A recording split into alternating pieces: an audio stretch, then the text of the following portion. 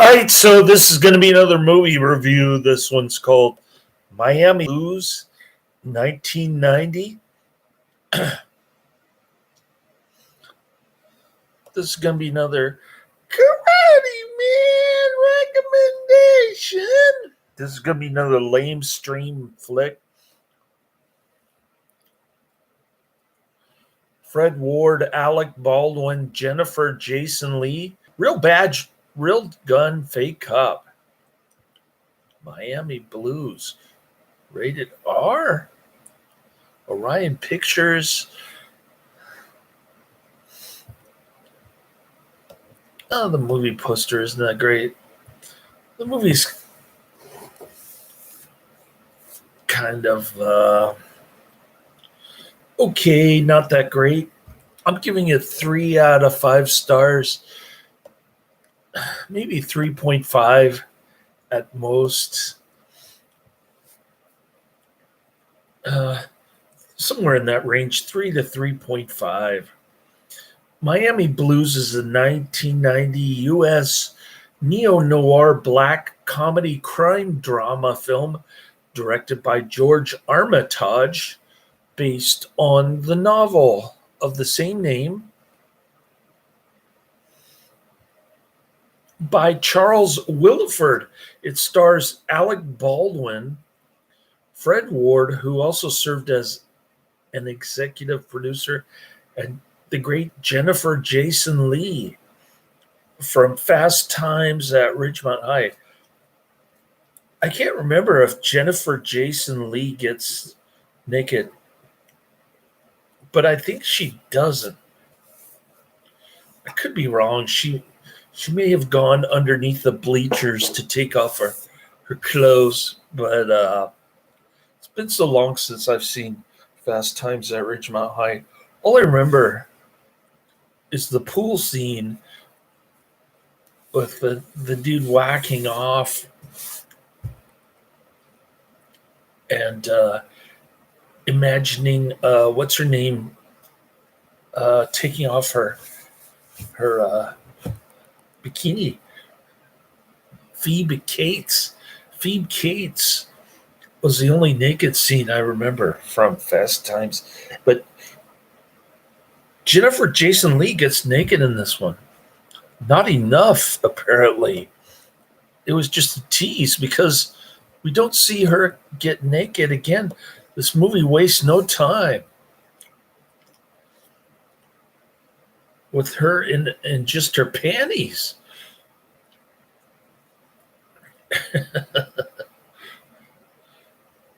Anyways, Fred J.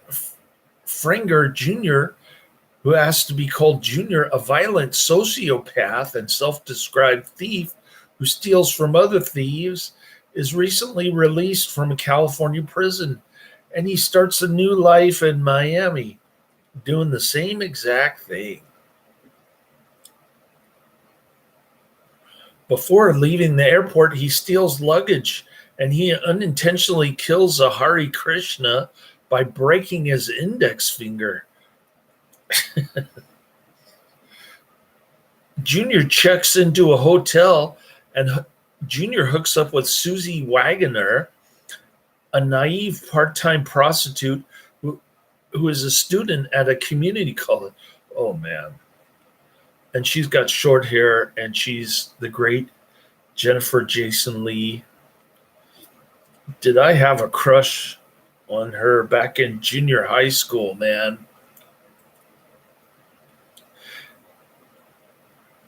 They became romantically involved, and they move into a house together. They're shacked up, while Susie, blissfully unaware of Junior's criminal activities and harboring fantasies of living happily ever after by buying a hamburger franchise. Later, while Susie is taking a bath and writing a haiku, Junior decides to break into a nearby apartment. He steals an IMI Desert Eagle handgun, a coin collection, and some pork chops. As he's doing that, he speaks aloud a haiku of his own, breaking, entering the dark and lonely places, Finding a Big Gun.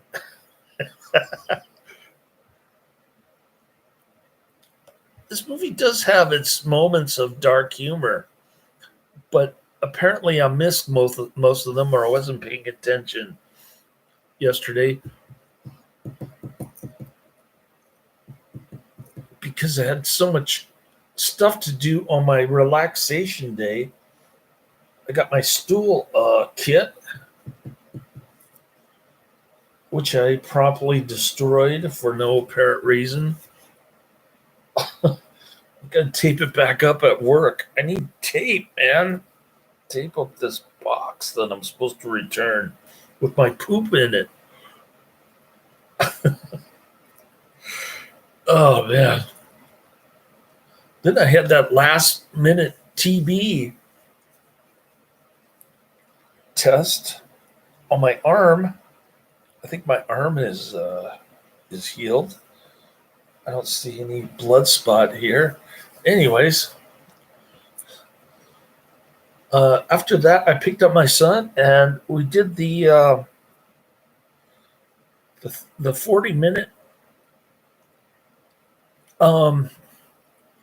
quiz, the 40-minute quiz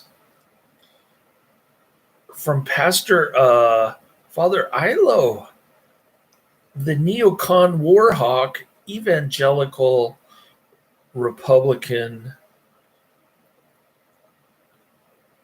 Father Ilo. He actually was pretty good about sticking to church teachings, not veering off into his evangelical personal beliefs. He did a pretty good job on that quiz. I'll give him credit where credit's due. He stepped up to the plate and he asked my son a bunch of questions. My son missed a few, but he still passed. He's ready for confirmation. All right. An investigation of the Hare Krishna murder leads grizzled policeman Sergeant Hoke Mosley to come knocking on their door. By the way, Sergeant Mosley is also getting bribes from the prostitution pimp Pedro. Mosley shares a home-cooked dinner with a couple upon Susie's suggestion, and he plays it cool while seemingly indicating to Junior that he's on to him. He overtly suspects Junior has been in prison, and he wants him to come to the police station for a lineup. In response, Junior goes to Mosley's home the next day. Junior assaults him, and Junior steals his gun, badge, and dentures. Junior begins using the badge, impersonating a police officer by breaking up robberies, holdups, and other criminal solicitations, only to keep the loot for himself or demanding bribes as rewards after. Okay, we've got production company Tristes Tropiques, distributed by Orion Pictures. Release date April 20th, 1990. Running time 97 minutes. Country United States. Language English. Budget of $11 million. And a box office of only $9.9 million. We have a box office flop here. So I can't really call it a lamestream movie if it flopped, right? Although I am tempted to do so. While at the convenience store, Junior witnesses an armed robbery, and Junior decides to break it up. He lectures the gunman about avoiding a life of crime, but the gunman runs a truck over him. Junior complains to Susie that the straight life has made him too soft. Mosley tracks down the couple through a utility account opened in Susie's name. He pretends to run into her at the grocery store while they swap recipes. After she lies that she has left Junior, Mosley tells her that Junior is a murderer and that he and the police are looking for him back home to test whether he will lie to her. Susie deliberately ruins a pie by putting an excessive amount of vinegar in it. To her disappointment, Junior compliments the dessert, and Junior eats it with gusto, though his face gives it away somewhat. The next day, Junior asks Susie to drive him around town on errands. Their first stop is a pawn shop, which he robs. In the course of the robbery, Junior kills the pawnbroker's bodyguard, and Junior seriously injures her, but not before she chops several of his fingers off. That was a great scene. And he's wearing these tacky plaid pants, golf pants.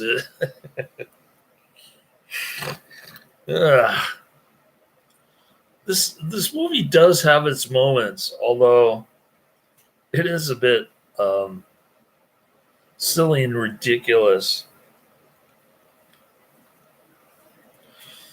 Badly injured, he limps to his car, but Susie drives away upon realizing what he's done, mostly pursues him to the house where he shoots and he kills Junior in self-defense. Being ironic with his last words, Junior tells Mosley, "Susie's gonna get you, Sarge." Susie then arrives and Mosley asks why she stayed with him for so long. And Susie's got a great explanation. I like the Susie character in this. Jennifer Jason Leigh is the reason to watch this. For sure, especially the first 15 minutes of the movie or so. She's yummy. And she's a big dummy, too. The film was the first feature directed by George Armitage in over a decade, he later recalled. Bill Horberg, who was an associate producer, brought the book to Fred Ward, and Fred said, "Oh, this is great." I don't know if Bill had money or not to option the book, but Fred did, and he optioned it. He brought it to Jonathan Demme and Gary Kurtzman. He wanted Jonathan to direct it. Jonathan had just finished Married to the Mob, which hadn't been released yet. And he shot in Miami, and he said to Fred, "Why don't you give it to George Armitage? Give it to George." And he did, and I loved it. He said, "Do you want to write the script and direct it?" I said, "Absolutely, let's go." I had worked for Mike Medavoy, who is now head of Orion Pictures on Vigilante Force, and he said, "Sure, good." Fred, Jonathan, and Gary would go on to produce a number of wonderful things for Tom Hanks' company, though this was his first film, were amazingly helpful. Armitage says the script omitted a key plot point in the novel, that the Hare Krishna killed by Fred was Susie's brother. It took 10 or 15 pages to explain that relationship, and it bothered me, that kind of serendipity. And we were just sitting there talking, why do we need to have that anyways? It really was just a matter of economy. An early draft it was in the novel, it works beautifully because it's Williford. At one stage, Gene Hackman was going to play Hoke, and Fred Ward was going to play Junior. Then Hackman dropped out, and Alan Baldwin came in to read. He knocked us out. So I said, "Fred, what do you think?" He said, "He's Junior, I'll be Hoke." And Alec was extraordinary. It rained a lot during the shoot, which would shut us down because you could hear the rain on the roof. It was so loud, so we'd have to wait it out. One day we were sitting around Junior and Susie's house, and Alec gets behind the camera and does a 5-minute impression of Tak Fujimoto. Then he moves over to the electrical department, and he does spot-on impressions of all those guys. What I wanted to do, everybody was awestruck. He also did an impression of me that was rather insulting and very funny. What I wanted to do in that was have the audience go on that ride while with Junior while he was running around and playing cop and to really enjoy it. And the audiences I saw it with did that, but then slowly I wanted to take it away from him so that by the end they would feel a little bit guilty about having so much fun early in the picture. However, it kind of backfired. We did a preview in New Jersey, and the audience was horrified when Junior died. They practically rioted when Alex was killed. Alec had a little problem with that. He wanted to be a little broader. I was afraid he was commenting on the character, but I must tell you, he was right. We didn't really agree on set, but then he gave me a call years later and said, "Hey, I'm glad you made me do this and that." And I said, "I'm glad you did what you did too." It was a little broader than what I would have asked him to play it, but I really like what he did. Again, he's not the reason to watch. The reason to, he's kind of sleazy. He's trying to be like Bruce Dern or something, but it doesn't come off as believable. The Jennifer Jason Leigh character is believable in this. The film's release was delayed to try to take advantage of Baldwin's success in The Hunt for Red October, which had been released 2 months earlier but failed to do so, with an opening weekend gross of $3 million from 832 screens to place fourth for the weekend behind The Hunt for Red October. It went on to gross $9.9 million in the United States and Canada.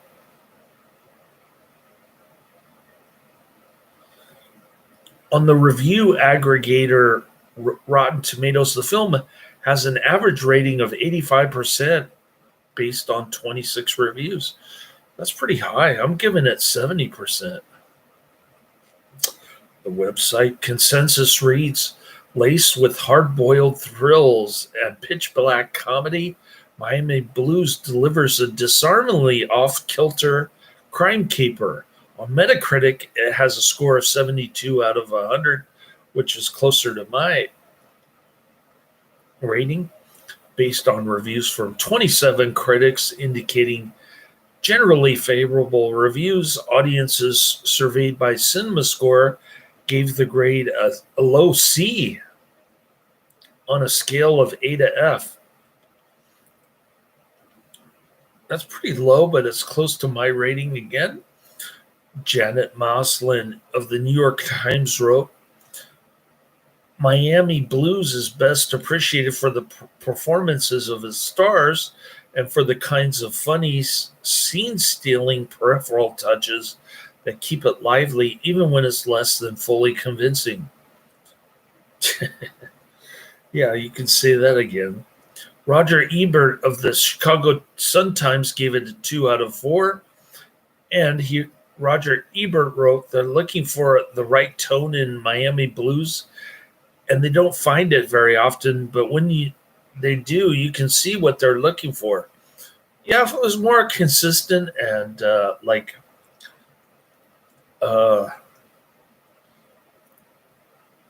Jennifer Jason Leigh romping around the bed with nothing but her panties, if it was more like that, I would have enjoyed it. I would have said, yeah,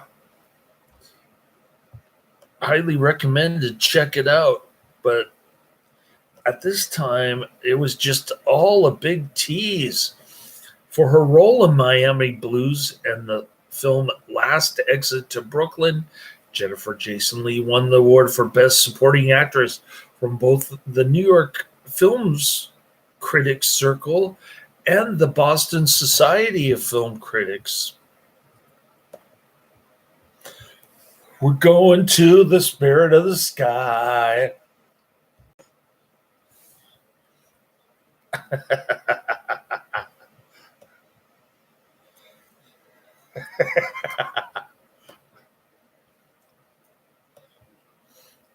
Miami Blues 1990 rated R, 1 hour 37 minutes. Gets a generous 6.4 out of 10. Decent rating on IMDb. 11,000 rating, 11,000 ratings, and that's very close to my rating. I'm giving it 6.5, so I'm only off by 0.1 on here. And ex-con's first act of freedom is moving to Miami, where he restarts his old criminal ways with even more potency. And what is that goofy looking tattoo on Alec Baldwin's left arm? He's got the hairy chest and the stupid looking tattoo on his left arm.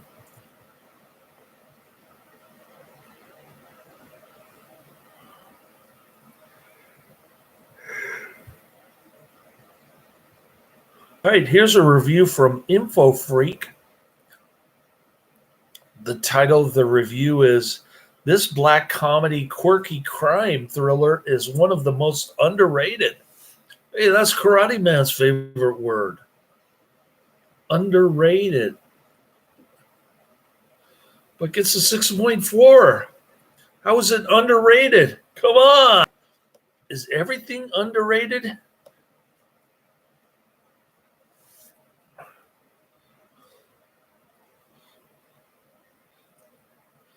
All right, here we go. Info Freak's review of Miami Blues. Miami Blues 1990. The title of the review on IMDb is "This black comedy quirky crime thriller is one of the most underrated movies of the 1990s." The review is dated September 20th, 2003. Here we go. Miami Blues fans nod at each knowingly like they share a secret. For some reason, this super cool movie isn't all that well known by most movie buffs, but those that appreciate it see it for the highly original and quirky piece of work that it is. Writer-director George Armitage served his apprenticeship with exploitation king Roger Corman in the early 70s, as did Jonathan Demme, who co-produced. If you like Demme's mid-period movies like Something Wild and Married to the Mob, you'll love Miami Blues. Armitage even uses Demme's mascot, Charles Napier, the craggy-faced character actor beloved by Russ Meyer nuts. The movie is based on a book by Charles Willeford, which features his regular protagonist, Hoke Mosley. Quentin Tarantino is a major Willeford fan, and much of Miami Blues prefigures Tarantino's fresh mix of crime and comedy. Mosley is played by Fred Ward, who gives one of his best performances. Alec Baldwin also lucks out as Junior. You'll rarely see an either actor as good as this anywhere else. Both of them are brilliant in this movie, as is Jennifer Jason Leigh. The three of them together are just a joy to watch. Add to that the small supporting roles by Napier, Nora Dunn from Three Kings, and Shirley Stoller from The Honeymoon Killers, and it's a film buff's dream. You even get a totally pointless cameo by cult favorite Martine Beswick. I don't know why she's even in the movie, but it's all right by me. I always enjoy watching Miami Blues every time I pull it out of my collection. Lots of old favorites lose their appeal as the years go by. Not this one, which just gets better and better to me. Highly recommended fun. No rating on here. Okay. The Honeymoon Killers. Have I seen that?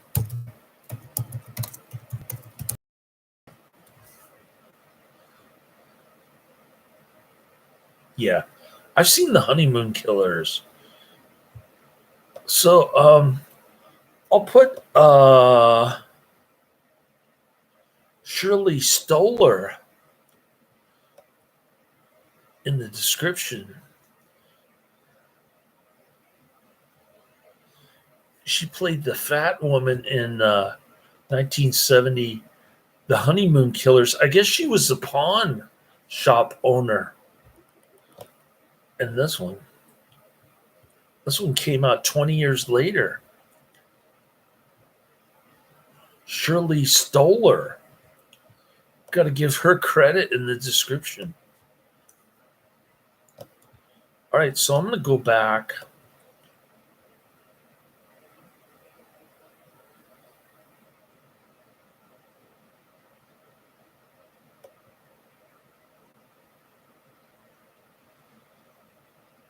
And what else we got here? More like this. Hollywood Harry. Deadbeat at Dawn, Eastern Condors, and Assassination. Wisconsin? Deadbeat at Dawn. That's an awesome movie. We love Deadbeat at Dawn on this channel. Super awesome. Assassination was kind of lame. An overrated Karate Man movie. He says his movies are underrated, but some of them are overrated. Gene Hackman at one point was interested in playing Hoke Mosley, while Fred Ward initially wanted to portray Frederick J. Frenger Jr. When they have to buzz you in through a lock coin shop door, they also have to buzz you out. But Frenger just goes through the door after shooting Pedro and the coin shop owner. No one buzzes him out, and the door would be locked. Sergeant Frank Lackley is quoted as saying, "He got your gun, your badge, and your teeth. You are a disgrace to the police force." This was featured in Siskel and Ebert, Crazy People Impulse, In the Spirit, The Gods Must Be Crazy Too, Mama, There's a Man in Your Bed from 1990. Soundtrack Spirit in the Sky, performed and written by Norman Greenbaum. I put his name in the description. Courtesy of Transstone Records, care of Celebrity Licensing, Inc. Release date April 20th, 1990. Country of origin, United States. Language, English, also known as Marmy Emro. Can't even read that. It's in Russian or something. Filming locations, Miami Beach, Florida, USA, where you can meet a nice Cuban girl in a bikini. Production company, Tristes Tropiques. Gross U.S. and Canada, 9,888,167, which is the same as the gross worldwide. I guess it wasn't released outside of U.S. and Canada. Opening weekend, U.S. and Canada, 3,002,997. That was April 22nd, 1990. Runtime 1 hour 37 minutes. Color, sound mix, Dolby Stereo, aspect ratio 1.85 to 1. So there you have it. We're going to put Shirley Stoller.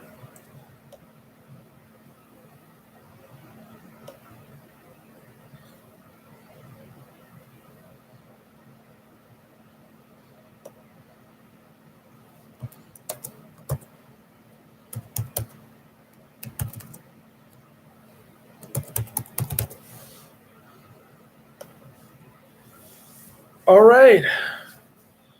Let's go down the pike, shall we? Look looking at the movies list from 2025. We've got number 1, Hard to Kill, 1990.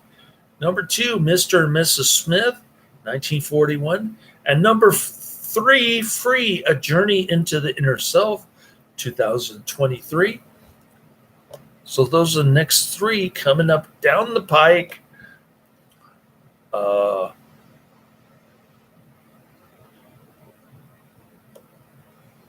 Got lots more movie reviews this weekend. Thanks to having Good Friday off, I woke up early. I bought gas and I did my first review of Saturday, April 19th. So I hope you enjoyed it. Let me know what you think of Miami Blues in the comments section. And have a great day. I'm going to take another nappy poo. Laters.